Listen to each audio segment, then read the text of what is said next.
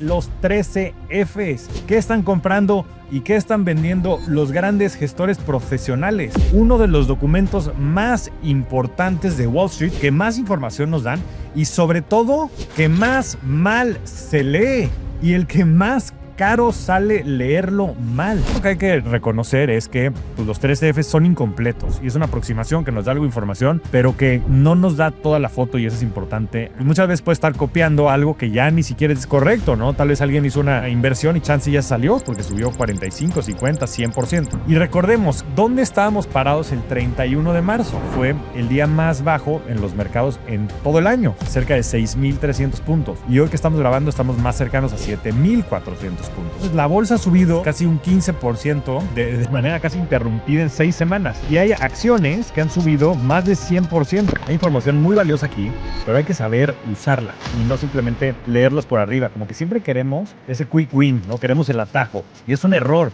Invertir es un arte, es el arte de invertir. Si lo tomas de manera sutil y no rigurosa, pues muchas de las posiciones que veas en estos distintos reportes, pues simplemente van a confirmar tu propio sesgo. Si de repente te gusta Google, por ejemplo, y ves que Berkshire aumentó posición, vas a decir, pues wow, Greg Abel es el nuevo GOAT, y entonces pues obviamente pues, hace sentido, ¿no? Muchas veces lo que estamos haciendo es confirmando nuestro propio sesgo, versus tal vez agarrar y decir, oye, pues qué interesante porque Berkshire compró, pero Druckenmiller vendió. Cuando empieza a contrastar, creo que empiezan a salir cosas que son más valiosas. Y nuevamente, la convicción no se pide prestada, como dice el gran Comex. La convicción es personal. Pero yo creo que lo más peligroso de todo es entender que este retraso a veces en estos fondos, que son muy dinámicos, puede ser un mundo de diferencia.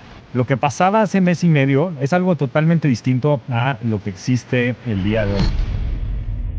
Bienvenidos a La Revolución de la Riqueza, el podcast donde hablamos de inversiones que transforman tu vida. En este espacio descubrirás cómo invertir mejor tu dinero, tu tiempo y tus recursos para encontrar la verdadera riqueza. Si buscas transformar cada inversión en libertad, suscríbete, activa la campana y no te pierdas los próximos episodios.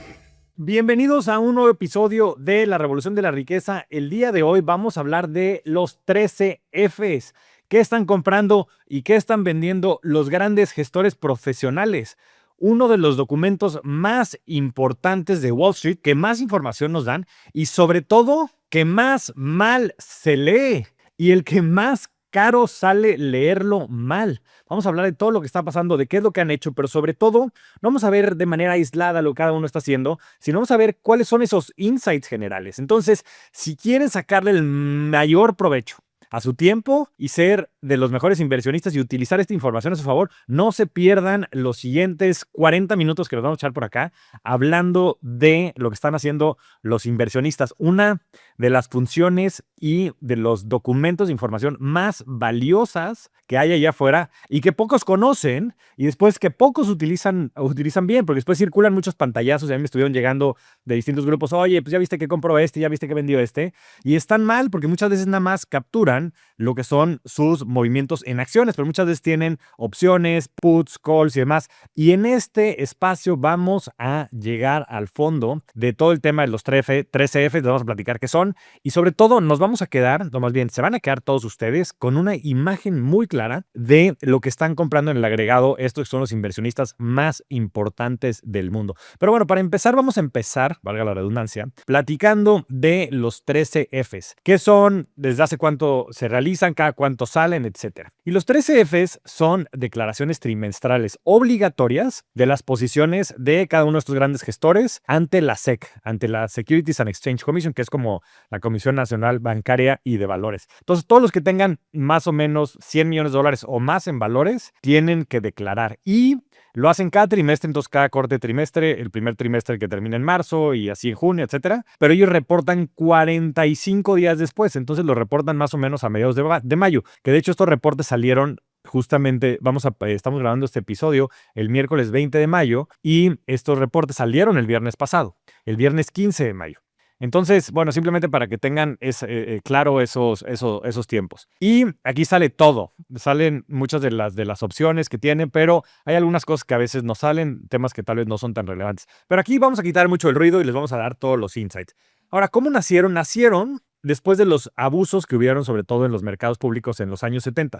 Y ahí el Congreso quiso que el público pudiera ver qué tenían los grandes fondos y dar transparencia institucional. Y esto ha hecho que haya pues, una serie de aplicaciones que básicamente te ayudan a leer qué es lo que tiene cada uno de estos grandes inversionistas.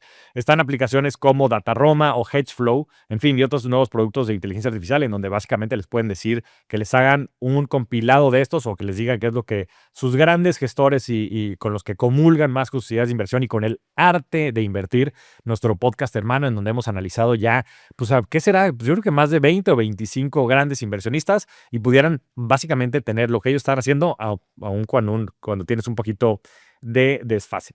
Y entonces, a ver, vamos a hablar de, ya hablamos de lo que son, y vamos a hablar de los puntos ciegos que tiene, porque pues, es información que están, sobre todo, pues, divulgando 45 días después. Y eso es muy importante, porque hay algunos de estos hedge funds que sí, pues básicamente son muy activos, ¿no? Entonces, estamos viendo una foto del 31 de marzo. Y recordemos, ¿dónde estábamos parados el 31 de marzo? Pues déjenme les digo que el 30 de marzo fue el día más bajo en los mercados en todo el año. De hecho, estábamos, si no mal recuerdo, cerca de 6,300 puntos.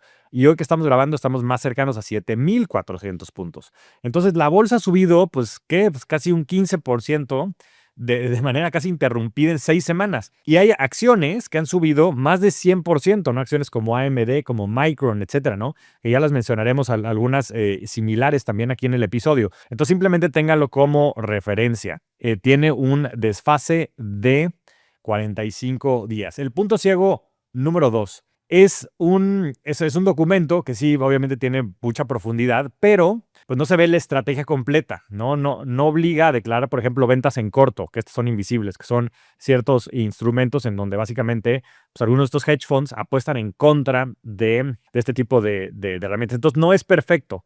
O sea, tienes más la foto de los hedge funds que están largos, ¿no? Que están apostando a favor de las acciones, pero a veces no tienes visibilidad total. Y el tercer punto ciego es que es solo el mercado estadounidense.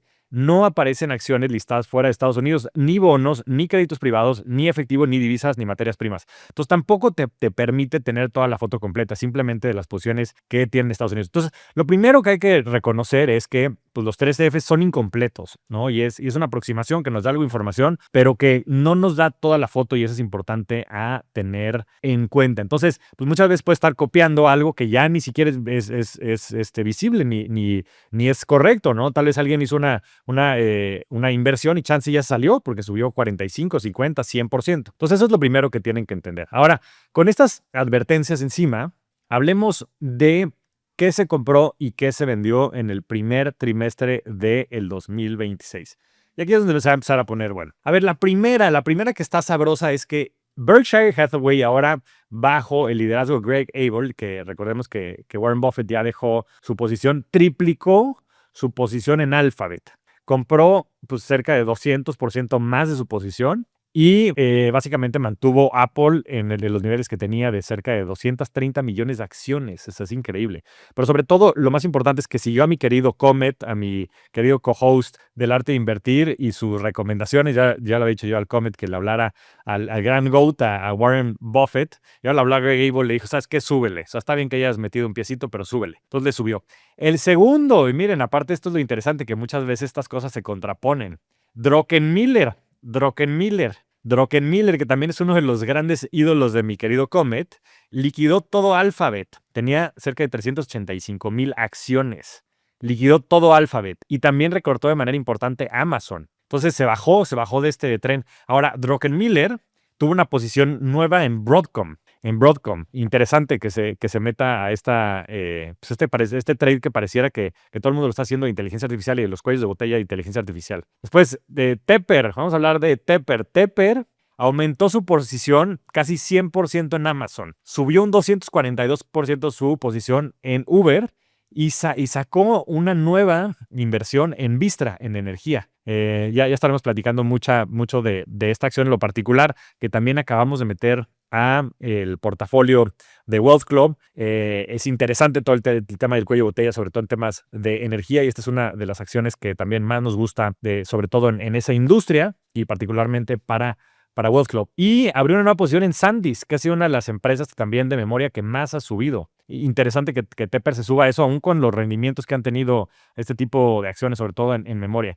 Bill Ackman, interesante, muy interesante. Una apuesta muy fuerte por Microsoft. Nueva posición del 16% del portafolio. O sea, Bill Ackman se está apostando a una de las acciones de las Magnificent Seven que más ha sufrido. Y recortó Google en un 95%. Entonces hay varios recortando Google. O sea, está interesante también este mensaje, ¿no? Por un lado, Berkshire subiéndose, pero por otro lado, Druckenmiller y Bill Ackman recortando de manera importante Google. Coatue, que también me encanta, Philippe Lafont, recortó casi todo lo que tenía de Taiwan Semiconductors, también de Microsoft. Entonces vean aquí cómo es interesante. Bill Ackman se subió a Microsoft y después Philippe Lafont de Coatue se baja de Microsoft. Y también Nvidia y Meta, o sea, se ha bajado mucho de las Magnificent Seven, se bajó de Nvidia 66% y de Meta 63%. Entonces es interesante. Ya estaremos hablando de otros fondos y de lo que pudimos escanear de los principales fondos. Subieron exposición o compras repetidas en Meta, en Uber, en Microsoft y Taiwan Semiconductors. Esas 4 empresas fueron las que más subieron en los reportes de estos famosos 13Fs. Entonces es interesante porque podemos ver una baja en algunas acciones importantes, digo, salvo el caso de Berkshire, sobre todo en Alphabet, me parece muy representativo.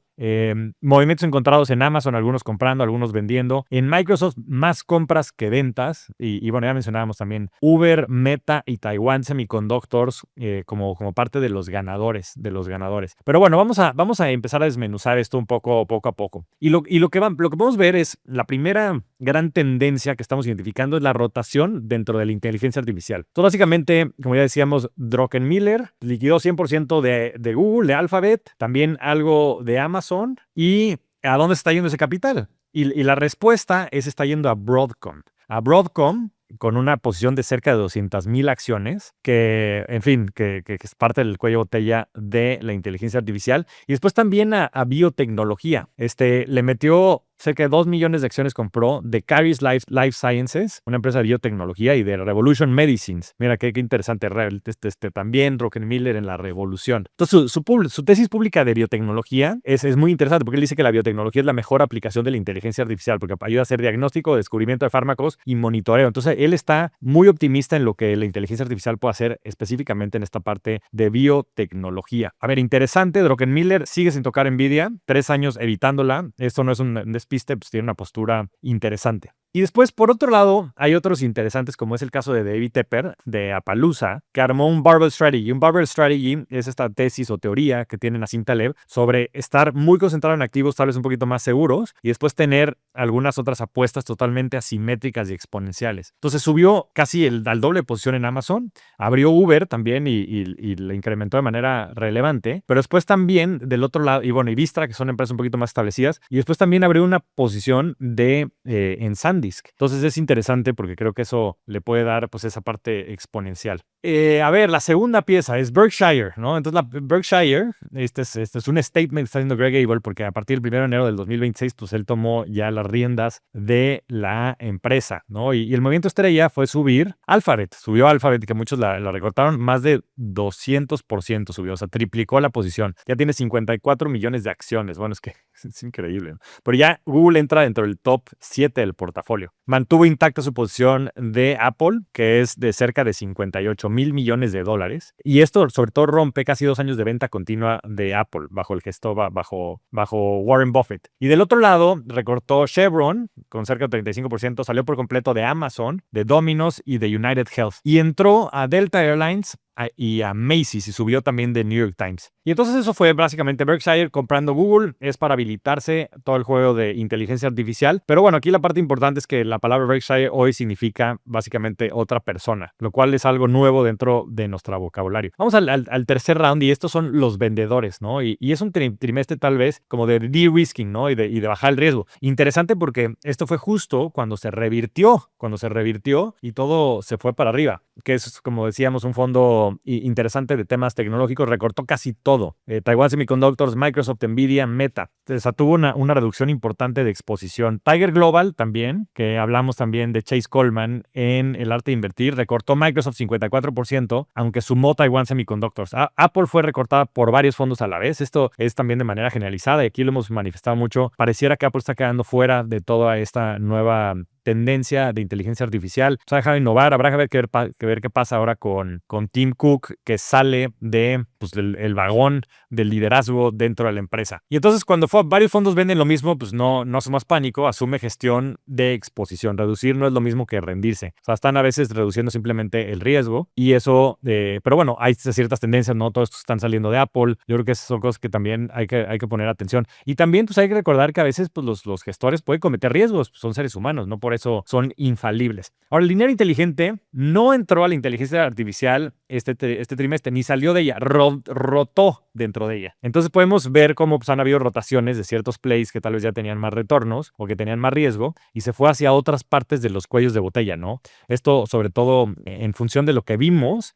Bueno, básicamente hoy en la noche vamos a tener ese live que todos ustedes van a haber visto el miércoles 20 de mayo y para entonces pues ya habremos platicado de todo lo que son los cuellos de botella de la inteligencia artificial y de lo que va a venir hacia adelante. Ahora, el consenso va a asumir este trimestre como que los grandes se fueron all in en la inteligencia artificial y eso es falso. Hubo una rotación dentro de esto y hay algunos, inclusive como Druckenmiller, que nunca han comprado Nvidia y este trimestre liquidó todo en Google, ¿no? Y otros como Coatue que se bajaron de manera importante. Ahora, vamos a hablar de alguien que ha salido muchísimo en los titulares y que seguramente muchos de ustedes nunca han escuchado y que yo honestamente tengo mucho conflicto y dificultad al pronunciar sobre todo su apellido. Y es de Leopold Aschenbrenner. De Leopold Aschenbrenner, que es un joven de 24 años que era parte de OpenAI hasta que lo corrieron hace 2 años, si no mal recuerdo, en 2024, y que después hizo pues, un manifiesto que compartió y que se volvió viral en las redes sociales y que a partir de ahí pues ha estado escribiendo sobre inteligencia artificial y sobre la tesis que tiene y esto ha hecho que pues genere mucha y llame mucho la atención dentro del sector. Entonces, básicamente lo corrieron de OpenAI, lanzó este manifiesto que se llama Situational Awareness y varias personas importantes de la industria de la tecnología, empezando por los hermanos que son fundadores de Stripe, de los hermanos que son los dos, Patrick y John Collision. Básicamente pues, levantó cerca de $200 millones y esos $200 millones ya los llevó a que el fondo en básicamente de menos de 2 años valga $5.5 mil millones.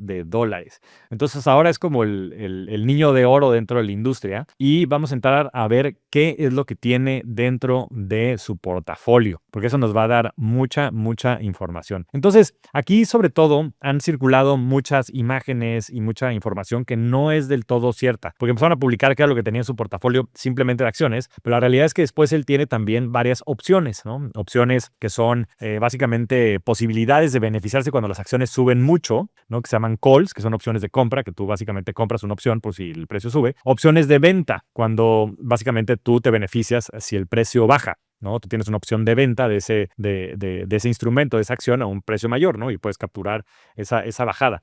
Y entonces, pues por ahí estuvo circulando de que básicamente Leopold estaba muy invertido en infraestructura de la inteligencia artificial, principalmente en Bloom Energy, que es una acción que ha subido muchísimo en el último año de manera generalizada, pero sobre todo en lo que va del año, en CoreWeave, que básicamente son neoclouds o mineros, y también otros mineros básicamente de Bitcoin que están convirtiendo a compute, como es el caso, por ejemplo, de Hive. Entonces ahí, pues si lo lees así, la conclusión es obvia, ¿no? Dice, este chico es básicamente un toro hecho y derecho de lidia en la infraestructura de inteligencia artificial. Y eso es obvio y equivocado. ¿Por qué? Porque cuando lees el reporte completo, también declara algo que pues, no salía en esas imágenes y en esos comunicados, que es que tiene un put, una opción de venta masiva sobre Nvidia. Entonces, básicamente, él está, no es que esté corto Nvidia, pero tiene una opción por si Nvidia llegara a caer de manera estrepitosa. Y hoy también ya reportó Nvidia y reportó por arriba de lo esperado. En fin, por arriba de los estimados en los tres indicadores que siempre reportan, en ingresos, en utilidades y en los estimados. Pero la acción no ha subido mucho, se ha quedado ahí en el aftermarket porque pues ya todo el mundo descuenta que Nvidia va a seguir subiendo. Entonces, pues la tesis del fondo pues básicamente tiene algunos movimientos largos en los cuellos de botella y tiene movimientos cortos, sobre todo en la parte de semiconductores. Entonces tiene cerca de $1,500 millones en opciones de venta, apuesta a la baja, de Nvidia, y eso no sale. Entonces, básicamente, pues, la naturaleza lo que está haciendo es nuevamente es un barbell strategy, en el que tiene cosas hacia arriba y hacia abajo, y de esa manera puede también eliminar lo que pasa en el mercado. Y digo, esto es interesante porque Nvidia pues ha subido, pues no sé si 30% tal vez en el último mes y medio. Entonces, pues es interesante que, pues quién sabe cómo le ha ido. Ahora, está corto o tiene exposición corta, y bueno, no necesariamente eso le juega en contra porque si no le funciona eso, pues básicamente él paga una prima, no tiene esa baja, ¿no? Versus que él, por ejemplo, estuviera en corto, entonces sí tiene que pagar toda esa bajada. Entonces creo que probablemente este escenario le va a funcionar porque a veces lo que hacen es que simplemente se están hedgeando, como decimos nosotros, ¿no? Están mitigando ese riesgo al estar bajos, algo que saben que pudiera ser material también para poder tener un retorno ajustado por riesgo mayor. Entonces, pues simplemente para que lo tengan en consideración. Y ya de manera directa, tiene exposición de casi $900 millones, o bueno, tenía exposición de $900 millones a marzo en Bloom Energy. En SanDisk, $724 millones. En CoreWeave, $556 millones. Además tenía Irene, también tenía Core Scientific, tenía Applied Digital, Riot y Clean Spark. Es coherente con su manifiesto. Básicamente su manifiesto lo que dice es la inteligencia artificial necesita energía, cómputo y almacenamiento físicos y apostó a los cuellos de botella y le ha funcionado de maravilla en este último año. Entonces, simplemente para que lo tengan en consideración. Tenía, como decíamos, $8.500 millones en opciones de venta. Y pues básicamente muchas de estas opciones de venta que estaba con opciones de venta sobre el ETF de semiconductores, el SOX. Nvidia, Oracle, también estaba negativo Oracle, ahí coincido. También Broadcom, ¿no? Que es una de las empresas que platicábamos arriba, también los grandes inversionistas habían hecho. AMD, que subió más de 100%. Micron, se está hablando de haber puesto Intel, hay opciones. Bueno, en fin, como paga primas, no necesariamente eso lo perjudica. Y muchas de estas operaciones son de muy corta duración. Entonces, pues habrá que ver qué es lo que sucede. Pero, pues lo importante también a resaltar aquí es que no muchas veces lo que vemos allá afuera es real. Entonces hay que tener mucho cuidado con TikTok, con Instagram y con muchos de los lugares en donde a veces volteamos a ver esta información porque muchas veces la información no es completa y por eso pues hay que tener cuidado con eso, ¿no? Es delicado el tema del dinero. Entonces, pues hay que ver dónde ponemos la atención y a quiénes le hacemos caso. Ahora vamos al siguiente tema que va a ser muy controversial, que es ¿por qué copiar estos 13 Fs es la forma más sofisticada de no tener tesis y de no hacernos responsables de nuestro dinero? Vamos a platicar por qué debiéramos también de hacer nuestro ejercicio y la tarea cuando veamos estos 13 Fs y no simplemente leerlos por arriba, como que siempre queremos ese quick win, ¿no? Queremos el atajo. Y es un error. Hay información muy valiosa aquí, pero hay que saber usarla, ¿no? Y ya hablábamos, pues una es que pues, tiene mes y medio de desfase y pues eso es un mundo. Estás hablando 15% antes de donde estamos parados hoy. Y también la otra es que, pues, como lo decíamos, pues invertir es un arte, es el arte de invertir. Entonces, si lo tomas de manera sutil y no rigurosa, pues muchas de las posiciones que veas en estos distintos reportes, pues simplemente van a confirmar tu propio sesgo, ¿no? Entonces, si de repente te gusta Google, por ejemplo, y ves que Berkshire aumentó posición, puedes decir, pues, wow, Greg Abel es el nuevo GOAT y entonces, pues, obviamente, pues hace sentido, ¿no? Pero muchas veces lo que estamos haciendo es confirmando nuestro propio sesgo versus tal vez agarrar y decir, oye, pues qué interesante porque Berkshire compró, pero Druckenmiller vendió, ¿no? Entonces, cuando lo empiezas a contrastar, creo que empiezan a salir cosas que son más valiosas. Y nuevamente, la convicción no se pide prestada, como dice el gran Comet. La convicción es personal y por eso es importante también separar un poquito ese sesgo que pudiéramos tener, ¿no? Pero yo creo que lo más peligroso de todo es entender que este retraso a veces en estos fondos, que son muy dinámicos, puede ser un mundo de diferencia. Lo que pasaba hace mes y medio, ¿no? Pues en algunas de las posiciones que veíamos, como AMD, pues ya subió 100% AMD o Micro ya subió 100%. Es algo totalmente distinto a lo que existe el día de hoy, ¿no? Y también, pues muchas de estas a veces simplemente estas imágenes las publican para poderle dar, pues simplemente autoridad a las personas que lo están haciendo. Entonces necesitamos aprender a discernir qué es ruido y qué es verdaderamente insights que podamos utilizar para poder verdaderamente tomar mejores decisiones. Y esto, pues básicamente me tocó a mí vivirlo. Yo a los 31 años me hicieron responsable, director general del Asset Manager dentro de GBM. Y ahí gestionábamos ya más de $5,000 millones. Y te puedo decir una cosa de cómo se ven estos portafolios institucionales de adentro.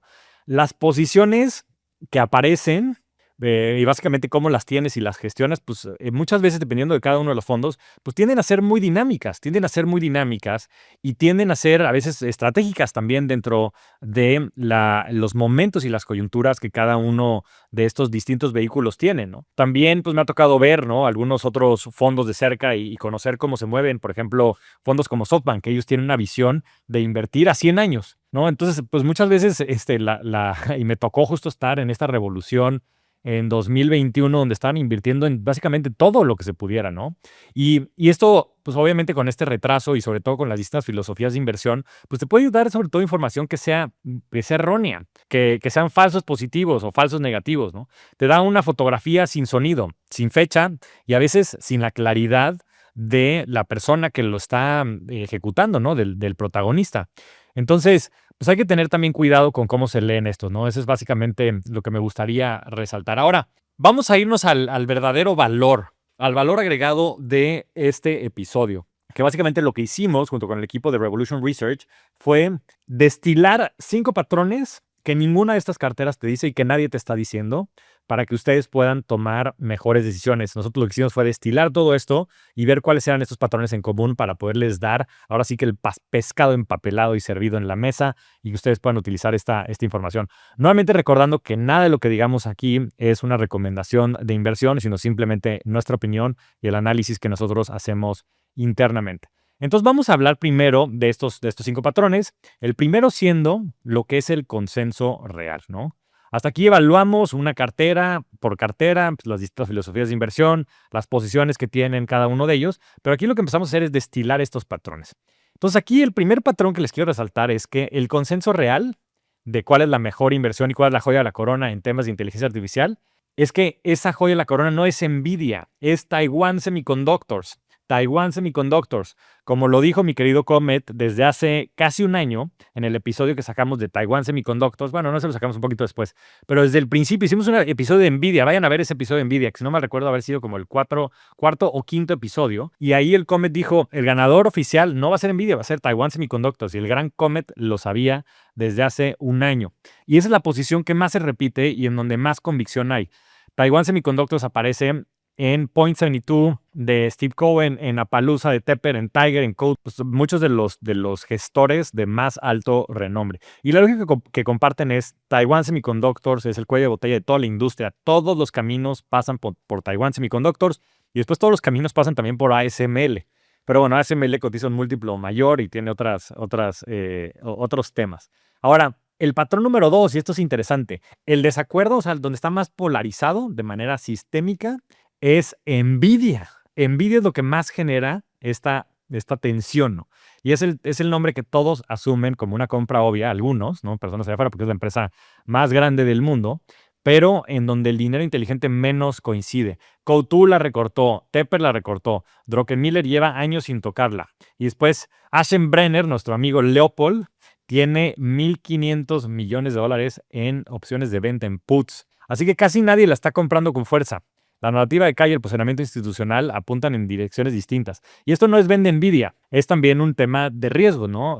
Nosotros también de manera reciente en Wealth Club hicimos algunos cambios, pero lo hicimos de manera táctica porque hoy Nvidia pesa cerca del 8% del Standard & Poor's 500. Entonces nosotros vendimos AMD y compramos Nvidia. Y creo que, más bien, no creo. La razón por la cual lo hicimos es para bajar el riesgo. AMD había subido cerca de 100% en mes y medio. Y entonces aquí hay opiniones divididas. En fin, acaban de reportar, fue un reportazo. Pero no hay mucha convicción. No hay mucha convicción. Hay mucha división en el tema de Nvidia, que es un tema también a poner atención. Y es un tema, como les decía, de gestión.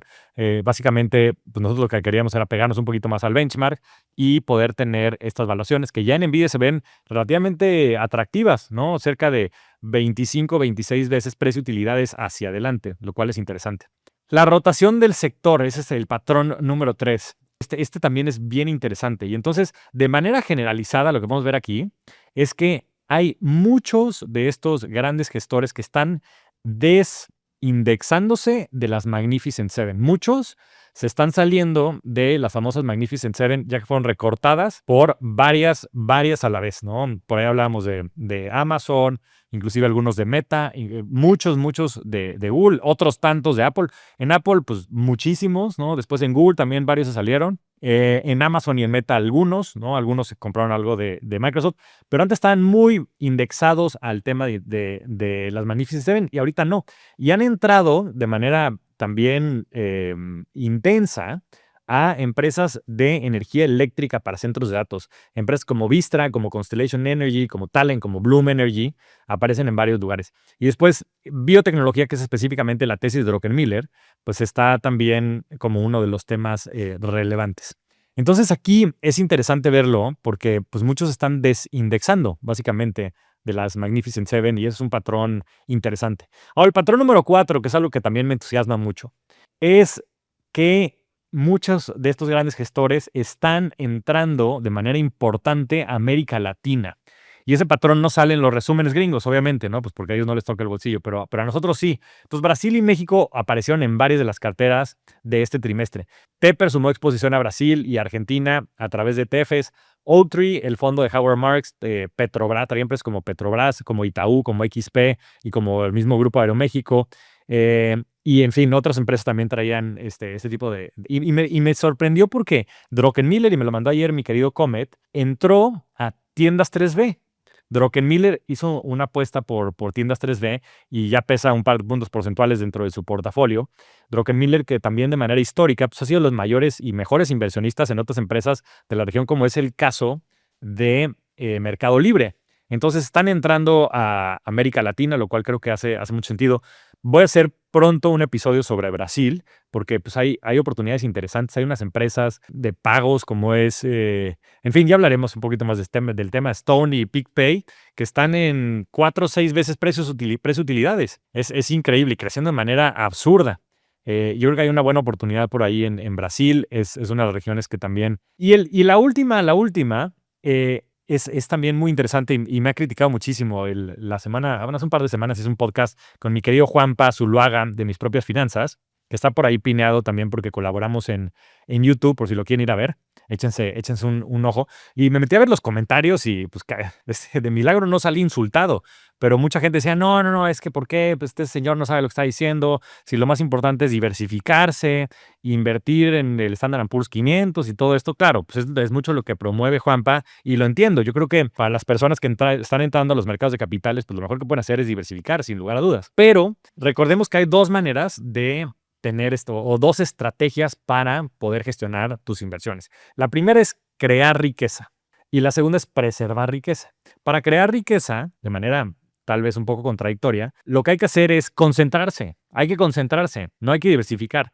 Y después, para preservar riqueza, entonces sí, ahí sí hay que diversificar. Pero muchas veces cuando estamos comprando el Standard & Poor's 500, pues en realidad estamos comprando el Standard & Poor's 7, que son las Magnificent Seven, que son las que han dado todos los retornos estos últimos, básicamente, 20 años.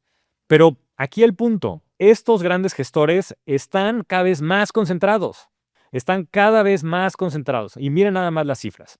El fondo de Druckenmiller, Natera, que es su primera posición, pesa el 13% del total. En Pershing Square, que es el de Ackman, tiene apenas 11 posiciones en total en todo el portafolio. Elliott, 17. El top 5 de Berkshire es el 70% de su cartera. O sea, imagínense. Bueno, esto va para mi querido Juanpa, pero la diversificación. Berkshire tiene el 70% de su cartera en 5 acciones. Entonces, los verdaderos gestores y la gente que verdaderamente sabe lo que está haciendo no diversifican, se concentran.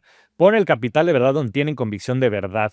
La diversificación infinita es para quienes no la tienen. Entonces, pues ahí, y bueno, pues aquí no hay que malinterpretar. Ellos se concentran porque tienen análisis. Nosotros hacemos un poco lo mismo también en Wolf Club, ¿no? Tenemos posiciones relativamente concentradas. Nosotros más bien creemos que en el largo plazo, pues sí hay maneras de ganarle al mercado. Y que el mercado, pues sí, en el corto plazo es ineficiente e irracional. Y ahí es donde nosotros creemos que hay oportunidades interesantes. Y no somos los únicos, como verán por acá. Entonces, ¿cómo funciona? O más bien, ¿cómo pueden aplicar estos patrones a su cartera? Entonces, pues simplemente para que ustedes lo tengan dentro también de su consideración. Entonces, pues pueden aplicar varios de estos patrones, ¿no? Entonces, básicamente, si ustedes ya están muy metidos en el tema de las magnificencias, ¿saben? Podría ser una opción interesante empezar a ver otras partes de los cuellos de botella de la inteligencia artificial, que para eso nuevamente les recomiendo por ahí en el canal de YouTube que puedan ir a ver y a escuchar también este tipo de información, ¿no? Y que vayan a ver este análisis que sacamos en vivo y desde ahí puedan también todos ustedes empezar a diversificar su portafolio o a encontrar nuevas opciones de estos famosos cuellos de botella. También, si quieren ver o entrar a estos cuellos de botella, pues ahí está el patrón número 1, ¿no? Y el 4, también a veces creo que la oportunidad está en voltear a ver nuevamente hacia adentro. Estamos viendo hacia afuera siempre, todo lo que está ahí hacia afuera. Pero si vemos las valuaciones relativas de Brasil y de México, están regaladas contra Estados Unidos. Y ahí pues tenemos muy buen análisis también de, por supuesto, de nuestros partners como GBM y otros, en donde ustedes pueden tomar mejores decisiones de inversión. En el arte de invertir sacamos un episodio de los top picks de México, que salió a principios de año. Entonces también pueden ir ahí. El patrón 5, pues simplemente, si ustedes sí están haciendo la chamba y están en una etapa de ahorro disponible, de bajo riesgo y demás, en donde pueden asumir más riesgos, pues también concéntrense si es algo que pueden hacer, ¿no? Y si no, pues no compren el Standard & Poor's 500, por lo menos compren el Nasdaq. Entonces, en fin, exploren estos patrones, porque yo creo que detrás de eso puede haber muchísimo insight, puede haber muchísimo crecimiento para cada uno de ustedes. Entonces, bueno, pues con esto vamos cerrando el episodio. Me gustaría simplemente hacer un resumen breve, ¿no? Y hablar básicamente que los 3 Fs son un instrumento interesante, pero tiene puntos ciegos, tienen 45 días de retraso y no tienen la foto completa. 2, el primer trimestre no fue un tema de las narrativas que salían allá afuera de toda inteligencia artificial. Fue una rotación dentro de la inteligencia artificial de los hyperscalers a muchos de estos cuellos de botella. 3, el caso particular de mi amigo Leopold Aschenbrenner, ya hasta lo estoy diciendo bien, es que pues básicamente no era lo que decían allá afuera, que estaba all-in en esto, sino pues también tenía posiciones que básicamente cubrían muchas de las bajas. 4, el verdadero valor está en Taiwan Semiconductors desde la perspectiva de estos grandes gestores, no en Nvidia. El desacuerdo real está en Nvidia, ¿no? Y habrá que ver, ¿no? Habrá que ver qué es lo que sucede. Pero sobre todo hay una señal de América Latina muy, muy importante. Y por último, estos 3 Fs no los copien, úsenlos para leer estas tendencias y poder generar estas ideas que les ayuden también a robustecer su portafolio, a tomar mejores decisiones de inversión. Y bueno, con esto vamos a cerrar el episodio. El mercado de 2026 y en general el mercado moderno te va a inundar de capturas, te va a inundar de información, te va a inundar de ruido. Y lo importante aquí es discernir entre el ruido y la verdadera inteligencia, los verdaderos datos que te van a ayudar a tomar mejores decisiones de inversión. Entonces creo que aquí nuevamente les quiero hacer un llamado a que todos ustedes, por favor, nos ayuden a compartir la revolución de la riqueza, hacérselo llegar a más personas allá afuera, que más personas puedan tener información de primera mano, información seria, que está validada por análisis, que está validado con factos, como bien dice la gente de la comunidad, y que para los que todavía no nos sigan, pues nos puedan seguir en nuestro canal de YouTube, nos puedan seguir también en Spotify y en todas las redes, que prendan la campanita y que nos ayuden a ser parte de esta revolución, porque es importante que la gente allá afuera pueda discernir entre el ruido y la verdadera información de valor. Espero que hayan disfrutado de este episodio. Déjenos en comentarios, por favor, qué opinaron y de qué les gustaría más que siguiéramos hablando. Y a todos les mando un fuerte abrazo. La información de este podcast no es una recomendación de inversión, es solo educativa y no constituye asesoría ni recomendación de ningún tipo. Las decisiones que tomes con base en este contenido son tu responsabilidad. Gracias por acompañarnos en otro episodio. Si te aportó valor, dale like, suscríbete y compártelo con quien quiera aprender a invertir mejor. Recuerda, cada inversión, grande o pequeña, construye tu riqueza. Esto es una producción de Sonoro.